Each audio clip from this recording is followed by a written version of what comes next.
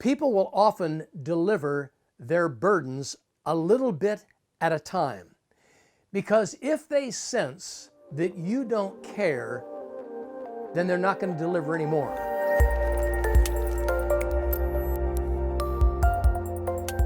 Here's something that happened to me many, many years ago. When Reston Bible Church got started in about 1975, there was another church in the area, Solid Evangelical Church, that started about a year later. And the pastor and I had offices. He had an office above mine. I had an office below his. We were renting a space over in Reston. We became very good friends. We were both evangelicals.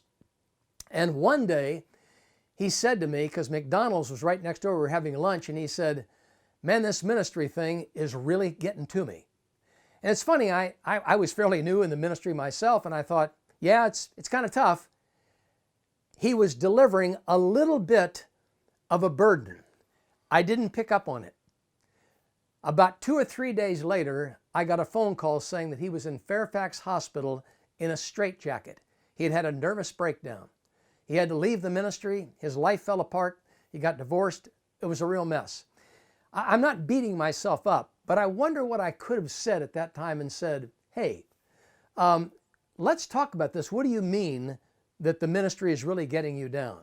He might have said, "Well, I've gotten some critical letters," or "People don't like my sermons." We could have walked through that together, and he might still be here to this very day. And so people will often give you just a little bit, not all of their burden, a little bit, to see if you are going to do something with it. And then they'll deliver a little bit more, and then a little bit more.